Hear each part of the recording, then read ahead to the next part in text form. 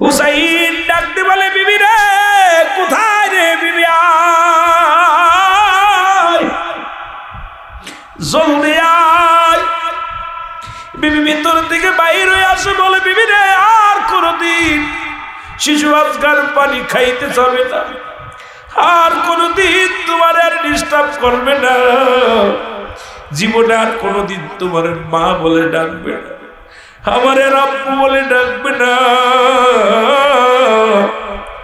জন্মের পানি পান করেছে রে আমার কলিজার টুকরা দৌড়ে আসলেন ভিতর থেকে দৌড়ে আসলেন বিবি এসে দেখে মুসলমান দেখে কলিজার টুকরা সন্তান পৃথিবীর মধ্যে মায়ের বুকে সন্তানের লাশ বাবার কাঁধে সন্তানের লাশ যে বাবা সন্তানের লাশ কাঁধে নিচ্ছে সেই জানে সন্তানের লাশ কত ভারী যে মা সন্তানকে ওই মৃত্যু দেহ কানা বুকের মধ্যে নিছে সেই জানে কষ্ট পৃথিবীর অন্য কেউ জানে না মুসলমান বাবা মা কান্না আর মুসলমান সারা বাড়ি একটা চিৎকার মেরে ডাকতে বলে স্বামী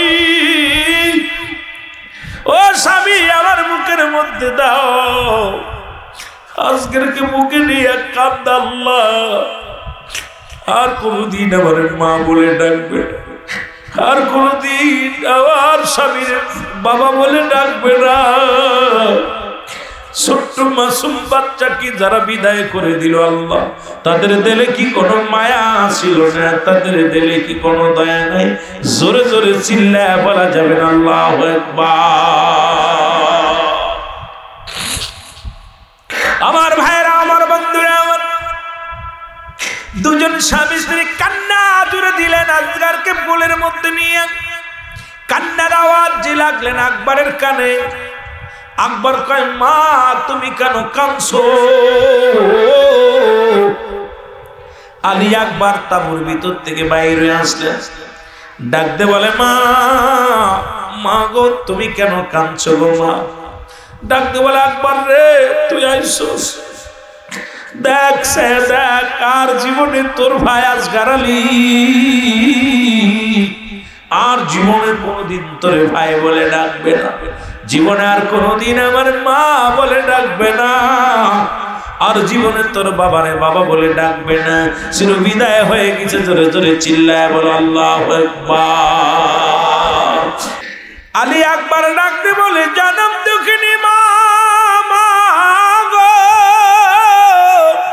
তুমি কেন কাঁদছো মা বলে আকবর রে তোর জোরের ভাই আর দুনিয়ার মধ্যে নেই চির বিদায় হয়ে গেছে আলী আকবর দৌড়ে যায় আসগারের বুকের মধ্যে নিলে টানতে কয় মা মা গো আমি ভাইয়ের রক্ত হাতে নিয়ে শপথ করে বলতেছি যতক্ষণ পর্যন্ত ভাইয়ের রক্তের প্রতিশোধ দিতে না পারবো এই জমিনের মধ্যে এক গ্লাস পানিও পান করবো না মা গো হয় জীবন দিয়া দিব না হয় বাতিলের কাছে কখনো মাথা নত করবে না তোমার আলী আকবর খোলা তরবারি নিয়ে মুহররমের 9 তারিখে চলে গেলেন কোথায় আলী আকবর যুদ্ধের ময়দানে চলে গেলেন অনেকগুলো সৈন্যের সঙ্গে মোকাবেলা করলেন ক্লান্ত হয়ে গেলেন পিপাসায় কাতর হয়ে গেলেন অনেকগুলো তীরের আঘাত খাইলেন পিপাসায় ছুটে আসলেন বাড়িতে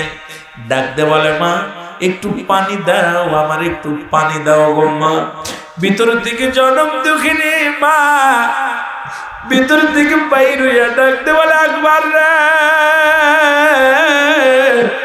পানি যদি দিতে পারতাম রে আমার কি আর আকবর আজকারের মরা দেহ দেখা লাগতো পানি যদি দিতে পারতাম রে আমার কলিজার টুকরা আজকারের মরা দেহ দেওয়া লাগতো না আকবর রে ঘরের ভিতরে কোনো পানি নাই তোর ভাইয়ের পানির পিপাসায় কাতর হইয়া গেছে দুনিয়া থেকে পিপাসায় নিয়ে মারা গেছে রে আকবর পানি নাই রে আকবর পানি মুসলমান গভীর মনোযোগ আলী আকবর মায়ের পায়ের মধ্যে চুমা দিয়া মায়ের কদম বসি কইরা কই মা গো বিদায় দাও, বিদায় দাও, আর মনে হয় দুনিয়ায় দেখা হবে না। মা মা গো আমি যাব যুদ্ধের ময়দানে গো মা, চিরবিদায় দেখা হবে কিয়ামতের ময়দানে গো মা, এই দুনিয়ার জগতে আর তোমার সাথে দেখা হবে না মা। সরিয়া বাবার কাছ থেকে বিদায় নিয়ে চলে গেলেন আলী আকবর। অনেকগুলো সৈন্যকে কতল করে দুনিয়ার মুখে লুটে বলে আলী আকবর চিরবিদায় হয়ে গেছে রে, মৃত্যুবরণ করলেন, শাহাদাতের পেয়ালা পান করলেন। এই খবর এসে গেল আলে মুসলমান হুসাইনের কানে। হুসাইনকে কে যেন ডাকতে বলো, হুসাইন তুমি বসে আছো, হুসাইন তুমি মানবতা দেখাও, হুসাইনকে তুমি কালেমার দাওয়াত দিতে আইছো। তোমার কলিজার টুকরা বড় সন্তান আলী আকবরকেও তারা শাহাদাতের পেয়ালা পান করাইয়া দিছে। সুতরাং দুনিয়ার মধ্যে আর আলী আকবর নাই, আসগার নাই। হুসাইন কয় বিবি রে কি শুনাইলা? আলী মুসলমান শোনে না। হযরতে হুসাইন রাদিয়াল্লাহু তাআলা ডাকতে বলে, সঙ্গীরা রে আমার আলী আকবর নাই, আলী আসগার নাই, দুজনই মারা গেছে। আমি তোমাদের হুকুম দিতেছি তোমরা যার যার মতো পালায়া যাও, এখান থেকে পালায়া মদিনায় ফিরে যাও। এরা ভালো না, এরা আমাদের বাঁচতে দিবে না, চলে যাও। সঙ্গীরা বলে না, যদি মরতে হয় একসাথে মরবো, বাঁচতে হয় একসাথে মরবো, বাঁচবো, তোমাকে রেখে আমরা যাব না। হুসাইন চলে যাবে যুদ্ধের ময়দানে। ডাকতে বলে, এ মুসলমান শুনে নাও, জাইনাব জাইনাব রে আর বসে থাকা হলো না। কোথায় রে আমার জাইনাব? জাইনাব রে আমি যাব যুদ্ধের ময়দানে, আমি আমার নানার কালেমার দাওয়াত দেওয়ার জন্য উম্মতের কাছে ছুটে এসেছিলাম। আজকে আমার আকবরের রক্ত দেখা লাগলো, আসগারের রক্ত দেখা লাগলো। আমার থেকে অনেক নবীর পাগলেরা বিদায় হয়ে গেছে, আমি আর বসে থেকে লাভ কি রে? চলে আয় রে জয়নাব, আমি যাব যুদ্ধের ময়দানে, যাওয়ার আগে কিছু কথা বলে যায়।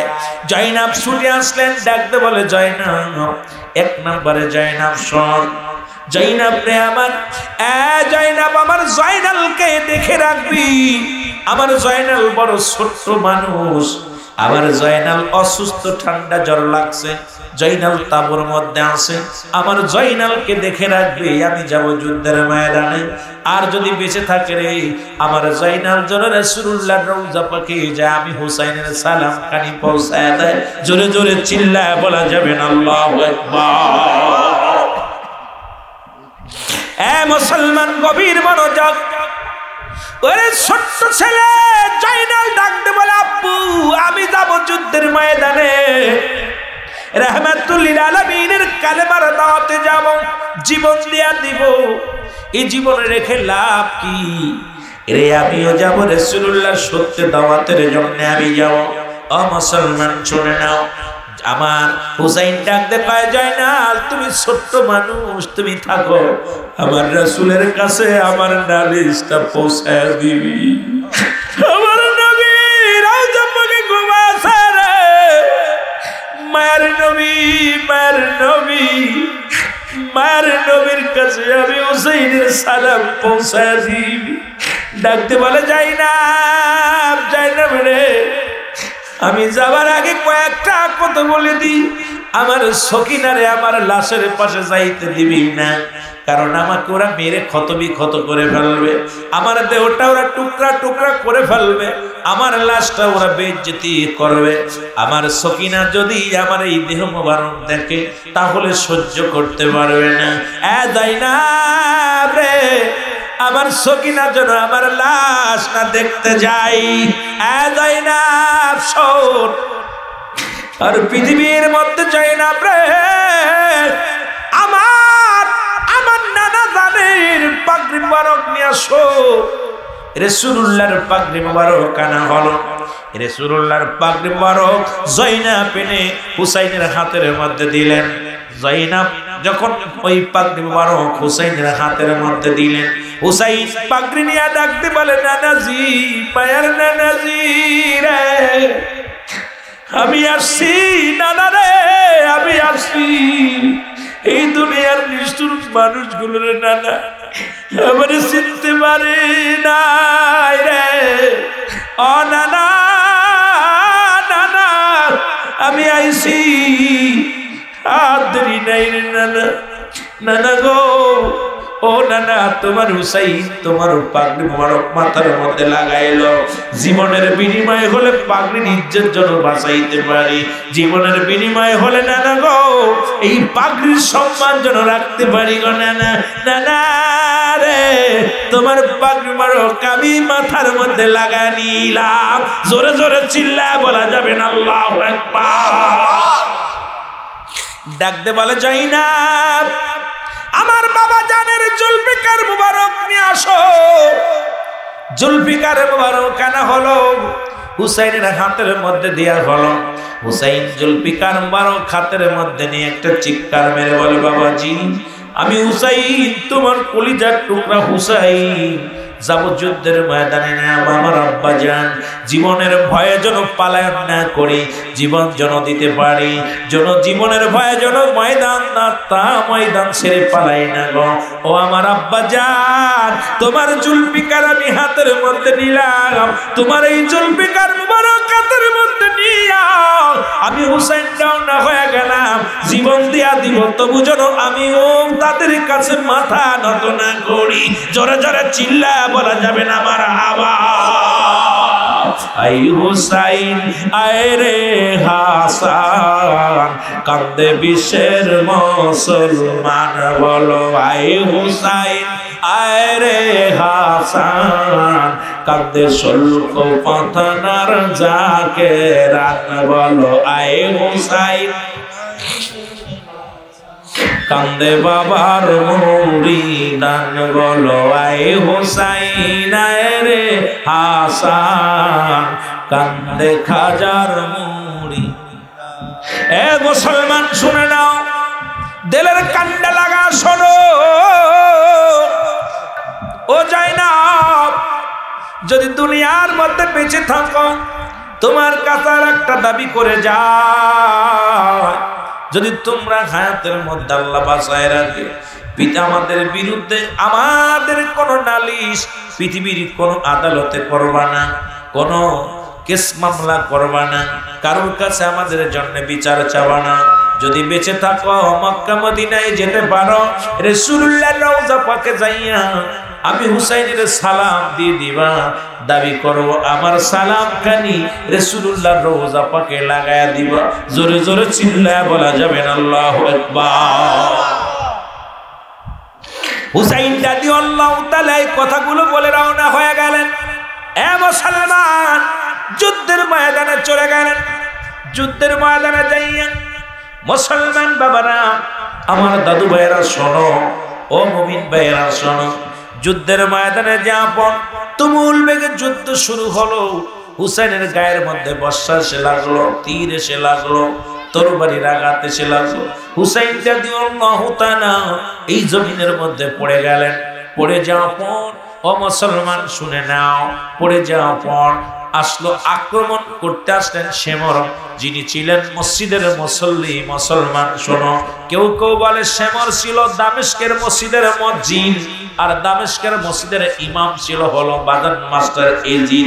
এখন আবার আমার দেশের কিছু মৌলবীরা এজিদকে রহমাতুল্লাহ বলে, আইরে কেমন মুসলমান তোরা, যারা আল্লাহর নবীর আহলে বায়াতদেরকে হত্যা করলো, তাদেরকে এত তাজিম করিস, তাদের সম্মান করিস, তোরা কেমন মুসলমান? জোরে জোরে চিল্লায় বলা যাবে না ঠিক কিনা? এ দুনিয়ার মুসলমান গভীর মনোযোগ।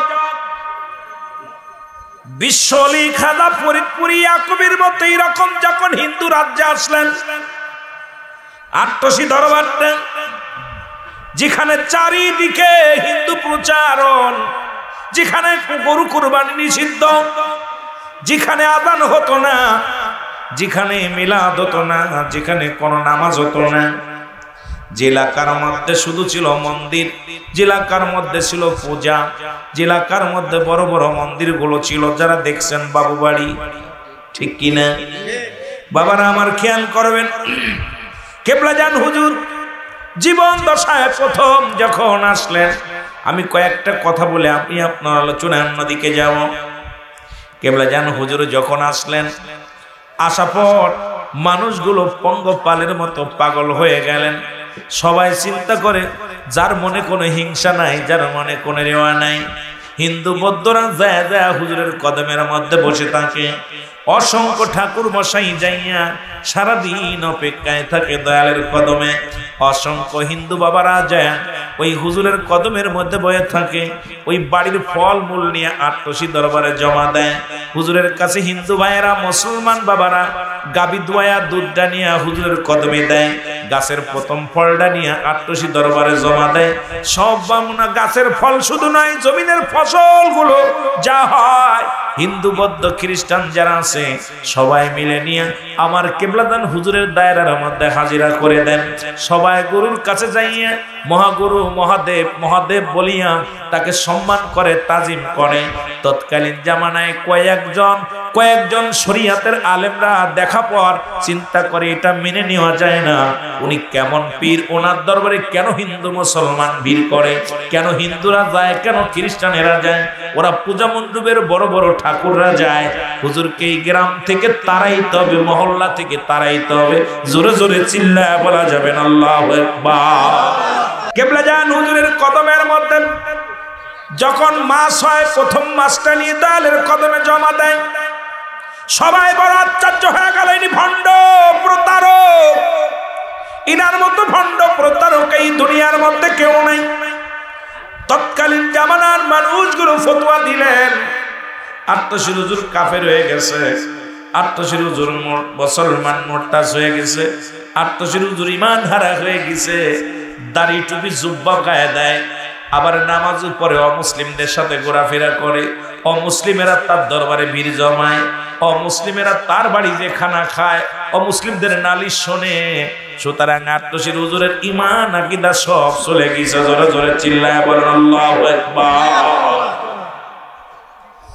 এলাকার আলেম উলামা সবাই বলেন হুজুরের সঙ্গে বায়াত হবে, যদি বায়াত যদি পরাজয় মানে তাহলে উনাকে এলাকা থেকে তাড়াইবা দিব, এলাকার মধ্যে রাখতে দেওয়া যাবে না। হুজুরের কাছে চলে গেল কয়েকজন লোক, বলেন হুজুর এলাকার যত আলেমরা আছে সবাই তো আপনার সাথে বসতে চায়, সবাই তো আপনাকে নিয়ে গবেষণা করে। হুজুর ওরা আপনাকে প্রশ্ন করবে, উত্তর যদি দিতে না পারেন তাহলে আপনাকে আটটসির জমিন থেকে তাড়ায় দিব, পিটায় খেদায় দিবে। হুজুর আপনাকে আর আটটসির জমিনে থাকতে দিবে না। হুজুর এই সংবাদ নিয়ে আসলেন। হুজুর বললেন, বাবা আসতে দাও, কবে বসবে, কবে বসবে, বসবো বাবা, কি কি জানতে চান? বলেন বাবা আগামী শুক্রবারে বা সোমবারে বসবে। বসা হলো। এলাকার ফরিদপুর জেলার অনেক উলামা একরাম সব একত্রিত হইয়া বিশাল একটা মেলা মেলাইল। উলামা একরাম কিতাব নিয়ে গাড়ি গাড়ি কিতাব নিয়ে আসলো, কারণ আটটসির হুজুর হিন্দুদের পীর, আটটসির হুজুর মুসলমানদের পীর না। আটটসির হুজুর কোথায় মুসলমান শুনেন, ইহুদিদের পীর। আটটসির হুজুর অমুসলিমদের পীর, সে কোনো মুসলমানের পীর না। সুতরাং তাকেই জমিনের মধ্যে থাকতে দেওয়া যাবে না, ওনাকে বিতাড়িত করা লাগবে স্লোগান দিয়ে। পুরো ফরিদপুর জেলাটাকে, ফরিদপুর বিভাগের সমস্ত উলামা একরাম সবাইকে জড়ো করলেন। সবাই দাড়িওয়ালা টুপিওয়ালারা দলে দলে গেল, আটটসির হুজুরের কাছকে বিতাড়িত করা হবে আটটসির জমিন থেকে। জোরে জোরে চিল্লায় বলা যাবে না নাউজুবিল্লাহ। কথা বলতেছিলেন মুসলমান, শুনে নাও। বিশাল বৈঠক হলো, সবাই লোকজন, হাজার হাজার উলামা একরাম আজকে আটটসির হুজুরের নাকে খড় দিতে হইব। আটটসির হুজুর এখান থেকে মাথা চুলে মাথা টারাক মাথা কিনারা করে এখান থেকে তাড়াইয়া দিব। আটটসির হুজুরকে বেইজ্জতি করা হবে। সবাই আনন্দিত হয়ে গেলেন, সবাই বড় আনন্দিত হয়ে গেলেন। সবাই বসে আছে। আটটসির হুজুর একটু পরে পরে আসলেন। মিটিং শুরু হয়েছে 10টায়, হুজুরের আসতে দেরি হয়ে গেছে 11টা। হুজুর একটু পরে পরে আসছে, সবাই তো খেপে গেছে। সবাই বলে হুজুর আপনি এত দেরি করলেন কেন? কয় হুজুর বললেন বাবা আমার কাছে কিছু মেহমান আসছে, তাদের মেহমানদারি করে আসলাম। ঢাকা থেকে কিছু মেহমান আসছে আমার কাছে আসছে, বাবা তাদেরকে থুই আমি কেমনে আসি? তাদের কথা শুনলাম, তারা এত কষ্ট করে আসছে আমার কাছে। বাবা তাদের মনের নালিশটা শোনার জন্য একটু দেরি হয়ে গেছে বাবা, আমি এই জন্য দুঃখিত, ক্ষমা চাই আপনাদের কাছে, আমার ভুল হয়ে গেছে, একটু সময় আপনাদের নষ্ট করে ফেলেছি, আপনারা কষ্ট পেয়েছেন। যদি কেউ আমার জন্য কষ্ট পান আপনাদের সবার কাছে ক্ষমা চাই। কেমন পীর কেমন মহান ব্যক্তি ছিলেন দয়াল মুর্শিদ। হুজুর রাষ্ট্রভাই বললেন ঠিক আছে আপনি যেহেতু দেরি করে ফেলেছেন, যা আসছেন তো যেহেতু তাও তার পালান নেই আসছেন। হুজুর একটা মিষ্টি হেসে দিয়ে বললেন বাবা কি কি বিষয় আমার কাছে জানতে চান? কি কি বিষয় আপনারা আমার কাছে জানতে চান? হুজুর পাশে বসলেন, আরেকজন ওলামা একরাম সব কিতাব খুলে বলা শুরু করলো। হুজুর আগে কথা বলতেছে, হুজুর বললেন বাবা আপনাদের সঙ্গে এই যে আজকে আপনারা আপনার কাছে জানতে চান, আমার কাছে জানতে চান, আমি উত্তর দিব, আপনারা শুনবেন, জয় পরাজয় হবে, তবে এর রায় দেবে কে আমি আগে আপনাদের কাছে জানতে চাই। একজন বিচারকের প্রয়োজন আছে কিনা, একজন সভাপতির দরকার আছে কিনা? হুজুর বললেন বাবা সভাপতি কারে বানাইছেন? ভালো করে শুনবেন। কেবলাজান হুজুর বললেন বাবা সভাপতি কারে বানাইছেন আজকের এই জলসা? যেহেতু আপনাদের মুখের কথা শুনবে, আমার কথা শুনবে, চূড়ান্ত রায় একজন দিবে, যিনি বিচারক তিনি। সবাই বললেন হুজুর কারে বানাবো? আপনি বলেন কারে বানাবো? উনি হলো অমুক মাদ্রাসার প্রিন্সিপাল, উনি হলো অমুক মাদ্রাসার প্রিন্সিপাল, উনি হলো অমুক মাদ্রাসার প্রিন্সিপাল, উনি হলো অমুক মাদ্রাসার মুহাদ্দিস, উনি হলো অমুক মাদ্রাসার অমুক। এইরকম সবাই তো বড় বড় আলেম, কারে থুয়ে কারে সভাপতি বানাবো? এই জন্য আমরা বানাই নাই। আপনি বলেন আজকে কারে সভাপতি বানাইবেন, কারে বানাইলে ভালো হবে? হুজুর আপনি বলেন কারে সভাপতি বানাতে চান? কেবলাজান হুজুর বললেন আপনারা সবাই কি রায় দিলেন আমাকে সভাপতি বানাইতে? বলে হ্যাঁ।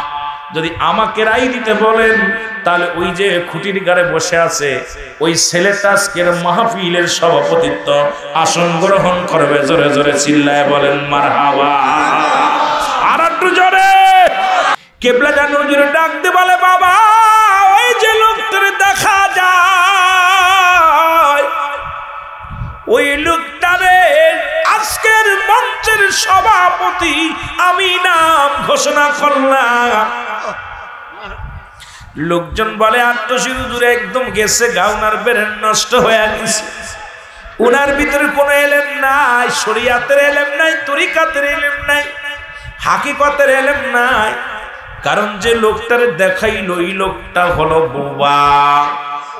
৪০ বছর বয়স হয়ে গেছে, কারোর লগে কথা বলতে পারে না। ৪০ বছরের এক বুবাকে বানাইল সভাপতি আত্মশীল হুজুর। এইটা হুজুর তো একেবারে ভণ্ডের মধ্যে কোনো সন্দেহ নাই। সবাই হইচই পড়ে গেল, সবাই বলে কি শুনাইলা, সবাই বলে কি শুনাইলা, কি শুনাইলা। হুজুর আপনারা তো হাসছেন কেন, এত চেঁচামেচি করেন কেন? বলে হুজুর যার নামটা আপনি ঘোষণা করলেন ও তো আমাদের বাড়ির পাশে, ও তো ৪০টা বছর বুবা, কথা বলতে পারে না, ও কথা বলতে পারে না, জবান বন্ধ। এমন একজন বুবা মানুষকে আপনি সভাপতি বানাইলেন। কেবলাজান হুজুর বলে কে বলছে বাবা বুবা? উনি তো কথা বলতে পারে। সবাই এবার আরো জোরে জোরে হাসি আর কয় হুজুর আপনার মাথা গেছে গা, আপনার ব্রেন নষ্ট হয়ে গেছে। হুজুর বললেন বাবা চুপ করে থাকেন, বা ডাকতে বলে বাবা বেলাল। নাম কি? বেলাল। আল্লাহর ওলি খাজা ফরিদপুরি ডাকতে বলে বাবা বেলাল। আমার ভাইরা, আমার বন্ধুরা, ওই যারা পালাইলো তারা আজ পর্যন্ত বাংলার আনাচে কানাচে আছে। তারা ওয়াজ করতে যাইয়া হুজুরের বিরুদ্ধে কথা বলে, যারা আলোচনার ময়দানে গেলেই তারা আত্মশীর বিরুদ্ধে কথা কয়। দেখবেন তাদের মাহফিলটা আলোচনায় হলো আত্মশীর বিরুদ্ধে। ওই পালানো গোষ্ঠীর আজ পর্যন্ত যারা আছে ওরা আট্টসির বিরুদ্ধে কথা না বললে ওয়াজ করতে পারে না। হুজুর বলে বাবা বলুক, হাতি যখন রাস্তা দিয়ে চলে বানরে ভিলকে মারে, হাতির চলার গতি বন্ধ হয় না। সুতরাং আল্লাহ আমাকে যে দায়িত্ব দিয়ে দুনিয়ার মধ্যে পাঠাইছে, আমি বাবা চলতেছি, পৃথিবীর কারোর ওই ভিলকি আসে যায় না। এই দরবার আল্লাহ আল্লাহ রাসূলের দরবার।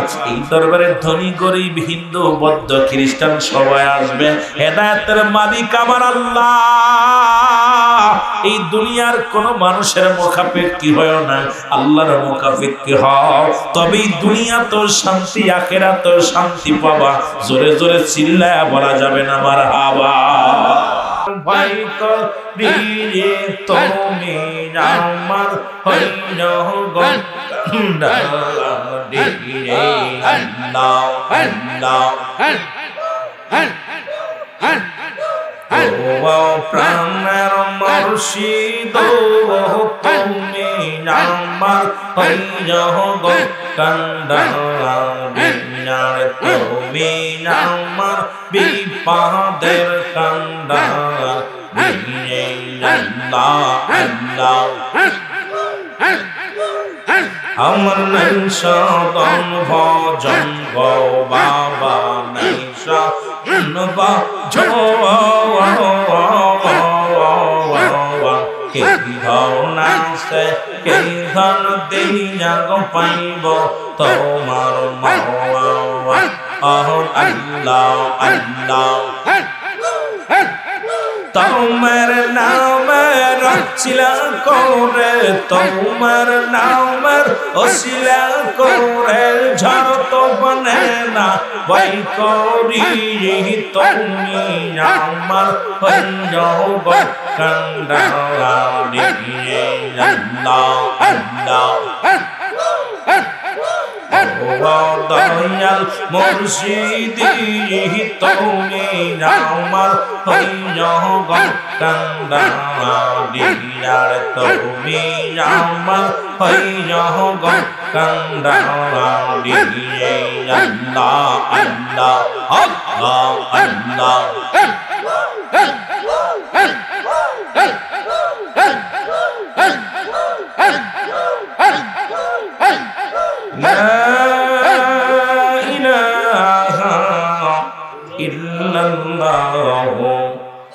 মুহাম্মাদুর রাসূলুল্লাহ সাল্লাল্লাহু আলাইহি ওয়াসাল্লাম। বালাগাল উলা বিকামালিহি কাশাবাত তুজা বিজামালিহি হাসনাত জামিআ ফিসালিহি সাল্লু আলাইহি ওয়া আলিহি বলেন। বালাগাল উলা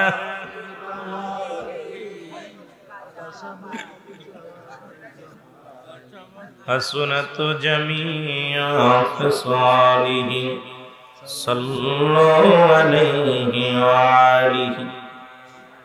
আলহামদুলিল্লাহ, সকল প্রশংসা সেই মহান রব্বুল আলামিনের দরবারে যে আল্লাহ তাআলা আজকের ঐতিহাসিক আজিমুসান দিয়াজুল জান্নাহ বেহেশতের বাগানে আপনাকে আমাকে আসার মতো বসার মতো সুযোগ দান করলো। পোস্টারটা কই সুযোগ দান করলো আল্লাহর দরবারে উচ্চ কণ্ঠে আওয়াজ দেবেন আলহামদুলিল্লাহ।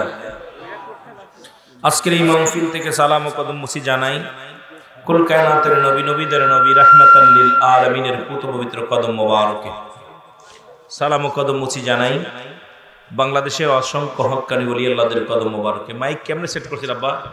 এই মাঝে মাঝে বাজে, মাঝে মাঝে ডিস্টার্ব দেয়। আজকের এই বাদাল শো নাকি বাদাল শো ইয়াকুব ভাইয়ের মোল্লার বাড়িতে আজকের এই জান্নাতের বাগান থেকে সালাম জানাই আমার জিন্দা পীর জামানার মহাকামিল বিশ্বলি খাজা ওয়াসিদ আল্লামা বিশ্বলি ভরপুরি কুদ্দুস সাহেবের পুত পবিত্র কদম মোবারকে সালাম জানাই। আজকের মাহফিলের সম্মানিত সভাপতি, আজকের মাহফিলের সম্মানিত সভাপতিত্ব আসন গ্রহণ করেছেন জনাব মোহাম্মদ রতন শেখ ভাই, মেম্বার আজকে ৯ নং ইউনিয়ন পরিষদ। আজকের মাহফিলের সার্বিক তত্ত্বাবধানে যিনি আছেন আইব হোসেন চকলেট ভাই। আজকের মাহফিলের প্রধান অতিথি আমার আপনার সুপরিচিত মানুষ, অত্র ঝিনাইদহ জেলার গৌরব জনাব ভাই লাইব আলী সাহেব, কর্মী প্রধান, সহকারী কর্মী প্রধান হিসেবে যারা আছেন, অত্র জেলা থেকে থানা থেকে আগত যে সমস্ত ভাইয়েরা আছেন, প্রত্যেকেরা জানাই সালাম ও মোবারকবাদ। দিগার উলামা ইকরাম, খাস করে আজকের এখানে আছেন জনাব মাওলানা শিয়াবুদ্দিন সাহেব, জনাব আব্দুর রশিদ ভাই, আমার প্রাণপ্রিয় বড় ভাই, অত্যন্ত মাটির মানুষ, ভালো মনের মানুষ, বিশ্বজাকের মঞ্জিল থেকে পারে, শুধু আপনাদের অত্যন্ত কাছের মানুষ, যদিও তার বাড়িতে আপনাদের এলাকায় বাড়ি না, তবু আপনাদের কেমন ভাবে আপন করে নিয়েছে, যখনই ডাকেন তখনই তাকে পান। আমার শ্রদ্ধেয় বড় ভাই জনাব হযরত মাওলানা আমিরুল ইসলাম আমিনুল ভাই, আমিরুল ইসলাম সাহেব, উনি আসছেন। এর আগে আলোচনা করেছেন মাওলানা জনাব হযরত মাওলানা মুফতি মেহেদী হাসান সিদ্দিকী সাহেব, মাওলানা হাফেজ শামসুল হক সাহেব, অন্যান্য ওলামা ইকরাম, মুসলিম ইমাম সাহেব, মুসল্লিগণ, দিগারে ওলামা ইকরাম, এক কথায় সকলকে আবারও সালাম জানাই। আসসালামু আলাইকুম ওয়া রাহমাতুল্লাহি ওয়া বারাকাতুহু। বাবা, এই মাইকে তো ওয়াজ করা যাইতো না, অল্পটু দিলে শীষ নিচ্ছে, এদিক কথা টানে না। মাইকটা ঘাড়ের পথে সরাই দাও, যেটা ঘাড়ের পথে চড়ে, যেটা শীষ টানতেছে ওই গাড়িটা ঘুরাই দাও, যেটা শীষ টানো ওইটা একটু ঘুরাই দাও। আল্লাহর দরবারে অসংখ্য শুকরিয়া আদায় করে জোরে বলুন আলহামদুলিল্লাহ। আমি এখানে আসার পর শুনেছি এখানে 3 ঘর মুসলমান, বাকিগুলো সবাই অমুসলিম। তারপরেও যে জান্নাতের বাগান সাজাইয়া আপনারা বসতে পেরেছেন, আপনারা খুশি না বেজার? আমার অনেক হিন্দু ভাইয়েরা আছেন, সনাতন ধর্মের ভাইয়েরা আছেন, আপনারা এক পাশে বসবেন। যেহেতু আপনাদের সঙ্গে আমাদের কোনো হিংসা নাই, রেওয়া নাই, ইসলাম পেরাপেরি পছন্দ করে না, বিশ্ব জাকের মঞ্জিল আপনাদেরকে বুঝতে হবে, বিশ্ব জাকের মঞ্জিলের ওলামা একরাম, বিশ্ব অলি খাজা ফরিদপুরি রাসূলের আদর্শ নিয়ে দুনিয়ার মধ্যে আগমন করেছেন, যেটা বলেন মারহাবা। এই জন্য আমার মুসলমান ভাইরা যারা আছেন, ভাইদেরকে বসার সুযোগ করে দিবেন। আমার ভাইরা যারা আছেন, অমুসলিম ভাইরা যারা আছেন, হিন্দু ভাইরা যারা আছেন, এক কথা হিন্দু নয়, আপনাদের ধর্মে হলো সনাতন ধর্মের ভাইরা যারা আছেন, আর মুসলমান ভাইদের নাম মুসলমান না, এটা হলো আল ইসলাম, ইসলামের মধ্যে যারা প্রবেশ করেছেন, ধর্মের নাম হলো আল ইসলাম আমার ভাইয়েরা। আর আপনারা যারা আছেন, এই জন্য তাদেরকে বসার সুযোগ দিবেন, ভাইয়েরা যাতে বসতে পারে। তা শুরুতেই আপনারা যদি কথা বলতে গেলে অনেক কথা এসে যাবে। সূরা তাওবার 6 নম্বর আয়াত, কত নম্বর? জোরে বলেন। অনেক মুফতি ফতোয়া দিতে পারে যে আপনারা হিন্দুদের বসতে দিলেন, হিন্দুদের কথা বললেন, ঘটনাটা কি? সূরা তাওবার মধ্যে 6 নম্বর আয়াত আল্লাহ নিজে ডাক দিয়ে বলেন, হাবিব, আপনার কদমের মধ্যে যদি কোনো অমুসলিম আগমন করে, সর্বপ্রথম তাদেরকে বসতে দেন। এটা কার হুকুম? আমি যে তাদের বসতে দিয়ে আর বললাম হুকুম দিছি, এটা কার হুকুম? সর্বপ্রথম আমার আল্লাহর হুকুম। আমাদের বুঝতে হবে আল্লাহর বিধানটা, রাসূলের সুন্নাতটা। যদি কোনো মুফতি মুহাদ্দিস সাহেব থাকেন, কোরআন মিলাবেন, তারপর আমার সাথে কথা বলবেন। সূরা তাওবার 6 নম্বর আয়াত আল্লাহ বলে, হাবিব, আপনার কদমের মধ্যে যদি কোনো অমুসলিম যায়, সর্বপ্রথম বসতে দেন। যদি তারা আপনার কাছে সাহায্য চায়, সাহায্য দেন। যদি আপনার কাছে নিরাপত্তা চায়, নিরাপত্তা দেন। যদি আপনার কাছে নিরাপদ স্থানে পৌঁছে দিতে বলে, আপনি পৌঁছায় দেন। ঘোষণা কার? আল্লাহ। আরো জোরে বলেন, আল্লাহ। আমিরুল ইসলামের? আমার? খাজা ফরিদপুরি? বাংলাদেশে কোনো নেতার, কোনো মুন্সির? ঘোষণা কার? আল্লাহর। সুতরাং আমার অমুসলিম ভাইয়েরা যারা আসছেন, আপনারা অবশ্যই বসবেন। আপনাদেরকে আমি বসতে বলবো, যেহেতু আমার আল্লাহর বিধান, আল্লাহ নিজে হাবিবকে ডাকতে বলছে, তারা আসলে বসতে দিতে হবে, শোনার সুযোগ দিতে হবে, তারা শুনবে, বুঝবে। যারা বলেন ঠিক কিনা? এরপরে বুখারী শরীফের হাদিস, আমি কথাগুলো আস্তে আস্তে আলোচনার মধ্যে যাই। তা বলেছেন, আমার রাসূলের দরবারে, রাসূলের মসজিদে নববীর মধ্যে কয়েকজন অমুসলিম আসলেন। অমুসলিম নবীজি সাহাবীদেরকে নিয়ে বসে আছেন। নবীজি সাহাবীরা বলতেছে, ইয়া রাসূলুল্লাহ, ইয়া হাবিবাল্লাহ, আপনার কাছে জনক কয়েকজন অমুসলিমেরা আসছেন। নবীজি বলে, আসতে বলো।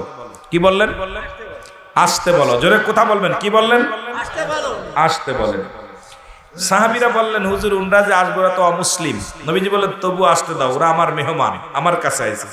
আজকে যারা আসছে এরা আমার মেহমান, ঠিক কিনা? নবীজি বলছে ওরা আমার মেহমান, আসতে বলো। এবার আসলেন নবীজি, সাহাবীরা বলতেছে ইয়া রাসূলুল্লাহ ওদেরকে কোথায় বসতে দিব, কোথায় বসতে দিব? নবীজি বললেন উত্তম জায়গা, ভালো জায়গা বসতে দাও। সুবহানাল্লাহ বলেন না? এই শোলকুপার কোন মোল্লা মৌলবী থাকলে কিতাব মিলাই নিও, সকালবেলা আবার দেরি কথা বলবা না। সকালবেলা বলবা কই পাইলা, এই হ্যাডাম থাকলে কিতাব নিয়ে আসো, বসো, আমরা বোঝাপড়া করি। এই জন্য আট্টসির দরবারে হিন্দু, বৌদ্ধ, খ্রিস্টান যোগাযোগ পাগলের মতো ছুটে যায়। জোরে বলে ঠিক কিনা? হেদায়েতের মালিক কে? আল্লাহ। আমাদেরকে বুঝতে হবে রাসূল সাল্লাল্লাহু আলাইহি সাল্লাম বলেন ওদের উত্তম জায়গা বসতে দাও। সাহাবীরা বললেন হুজুর উত্তম জায়গা বলতে তো আপনার পাশের কামরা বোঝায়। নবীজি বললেন না, উত্তম জায়গা, ভালো জায়গা বসতে দাও। বলে হুজুর তাহলে আপনার পার্সোনাল কামরা? বললেন, নবীজি বললেন না। নবীজি বললেন না, কথা বোঝেননি? নবীজি কি বললেন? না, ওদের উত্তম জায়গা বসতে দাও।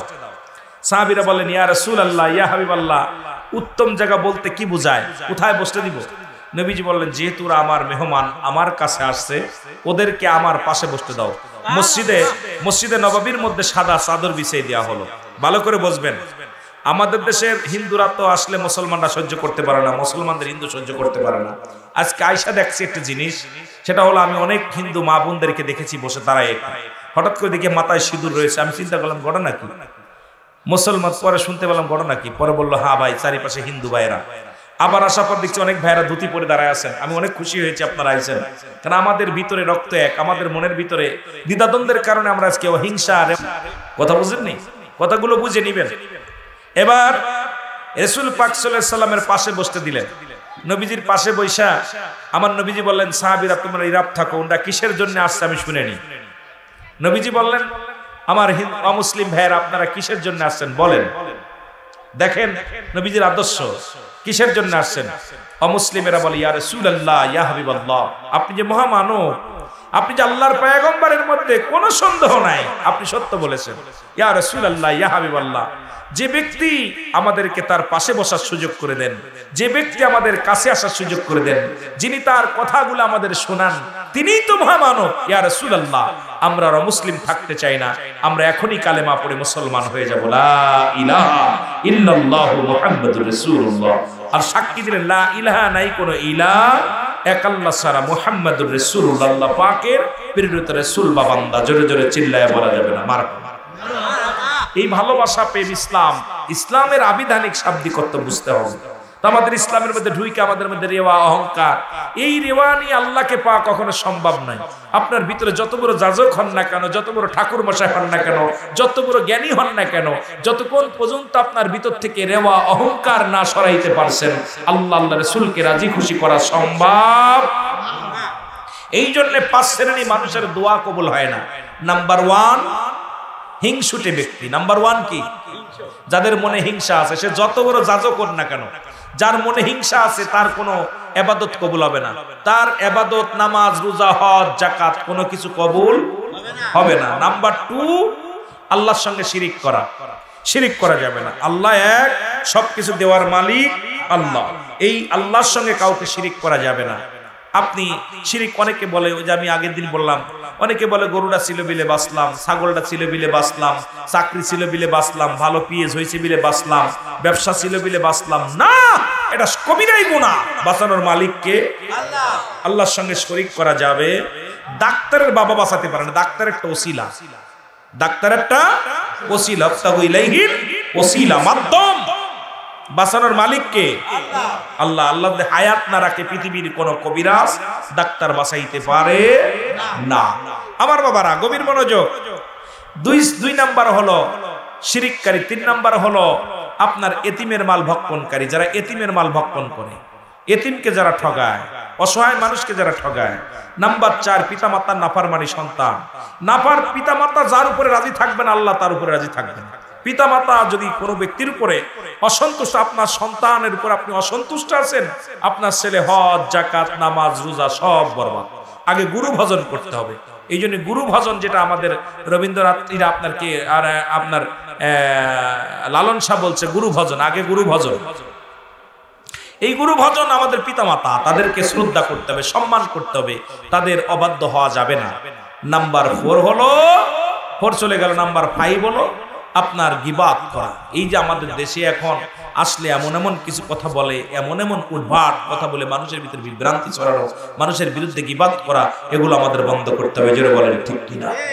একটু মহব্বতের সঙ্গে দুরূদ শরীফ পড়েন। আল্লাহুম্মা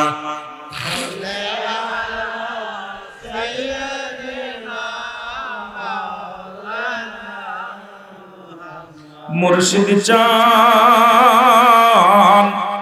হয় না রে বদনাম, মুর্শিদ চান হয় না রে বদনাম। জোরে বলেন ঠিক কিনা? কথা বলেন। ওরে কি রূপ দেখাইলার মুর্শিদ, কি রূপ দেখাইলার মুর্শিদ, কাইরা নীলা মন প্রাণ, আরে কাইরা নীলা মন প্রাণ, মুর্শিদ চান হয় না রে বদনাম। বলেন মুর্শিদ চান হয় না রে বদনাম। আল্লাহুম্মা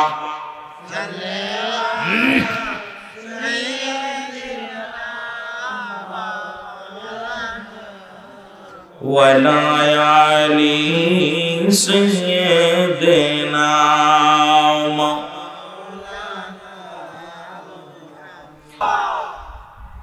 সব মানুষ কয় হুজুর আপনার সাথে আর কোনোদিন আমরা বায়াজ আসবো না।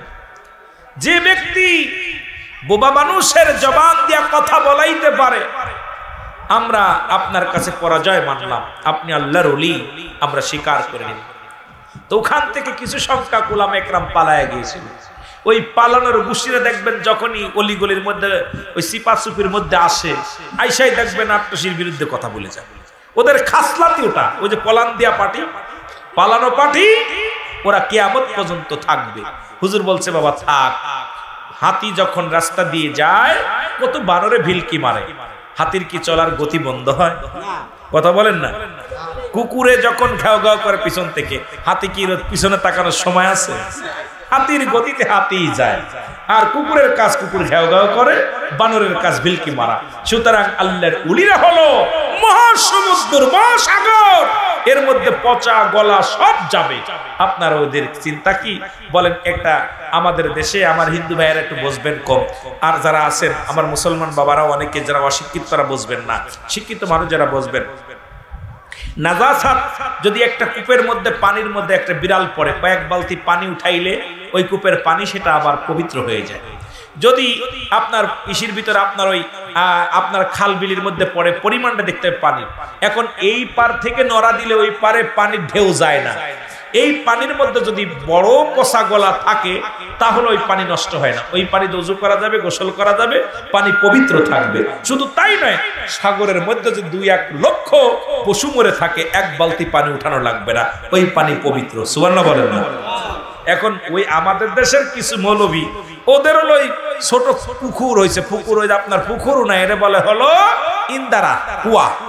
এই কুয়ার মধ্যে যদি ইঁদুর মরে পড়ে থাকে ওই পানি সব নষ্ট হয়ে যায়, পানি তুলে ফেলাতে হয়। দেখুন উনাদের জ্ঞান হলো এতটুকু, কোনটা চিন্তা করে যে এই কূপের ভিতর ইঁদুর পড়লে যদি পানি নষ্ট হয়ে যায় তাহলে আট্টসির দরবারে মনে হয় হিন্দু বৌদ্ধ খ্রিস্টান গেলে ওটা নষ্ট হয়ে যাবে। আরে না, আট্টসির হুজুর হলো মহাসমুদ্র, আট্টসি হলো আটলান্টিক মহাসাগর, এর মধ্যে লক্ষ লক্ষ ওই পচা মরি পড়ে থাকলে কিঞ্চিত পরিমাণ পানি নষ্ট হবে না। জামানার মহাকামেল এমন মহাসমুদ্র হয়ে আসছে, যার কাছে হিন্দু বৌদ্ধ খ্রিস্টান সবাইকে সে বুকে নিচ্ছে, সবাইকে সে ভালোবাসছে, সবাইকে সে মহব্বত করছে, আর বলছে বাবা হেদায়েতের মালিক হলো আল্লাহ। আমার দায়িত্ব বলা, আমার দায়িত্ব তাদের বুঝানো, এর হেদায়েতের মালিক কে? কিন্তু আমার দেশের মৌলবীরা এখন ওইটাই তো ওয়াজ, এইটা এই যদি ওয়াজ না থাকতো তাহলে ওদের এই পেট ব্যবসা চলতো না। কথা বুঝলেন? পেট ব্যবসা বন্ধ হয়ে যেত। যে আট্টসির বিরুদ্ধে কথা বললেই লোকজন ওটা তালি দেয়, তাকবীর দেয়, আর দাওয়াত দেয়, কয় যে দাওয়াত দেব। বিশাল একটা ইনা সম্রাট, বাংলাদেশের মধ্যে একটা বিশাল একটা গোত্র আট্টসি, এখানে কথা বললেই, এর বিরুদ্ধে কথা বললেই মৌলবীর মার্কেট বাড়ে। কিন্তু মৌলবী তো বুঝলো না এখন উনার দৌড় কোন পন্থী, ওনার দৌড় যদি জানতো জীবন আট্টসির বিরুদ্ধে কথা বলতো না। জোরে বলেন ঠিক কিনা? আরো জোরে বলেন ঠিক কিনা? এ কাফেলায় যাইতে পারলাম না রে আমি যাইতে পারলাম না কারবালায় যাইতে পারলাম না রে আমি আরো যদি বলেন কারবালায় যাইতে রে আমি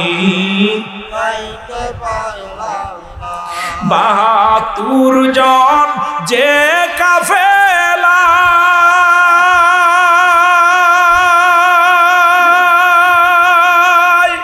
শিশু আসগার সঙ্গেতে যাও ওই কাফেলায় কবুল করো ওই কাফেলায় কবুল করো যাব কারবালায় রে আমি যাব কারবালায় কাফেলায় যাইতে পারলাম না রে আমি মোহব্বতে বলেন কারবালায় যাইতে পারলাম না রে আমি কোথায় আছেন গো আমার নবীজি হাসান হুসাইনের পাগল আমি কোথায় আছেন গো মায়ার নবীজি হাসান হুসাইনের পাগল আমি দাও দেখা দাও দয়াল নবী বল দাও দেখা দাও দয়াল নবী দূরে রাইখো না গো নবী দূরে রাইখো না কারবালায় যাইতে পারলাম না রে আমি আরো জোরে বলেন কারবা এই ওয়াজ বারবার ডিস্টার্ব বলে তো ওয়াজ করতে পারবে না রে বাবা কথার ভিতরে হঠাৎ করে মার খেয়ে গেলে বিপদ ওয়াজ উঠাইতে গেলে কি কষ্ট একটু মহব্বতের সঙ্গে দুরূদ শরীফ পড়েন আল্লাহুম্মা ভাই হায়েস কেটে গেলে কি কষ্ট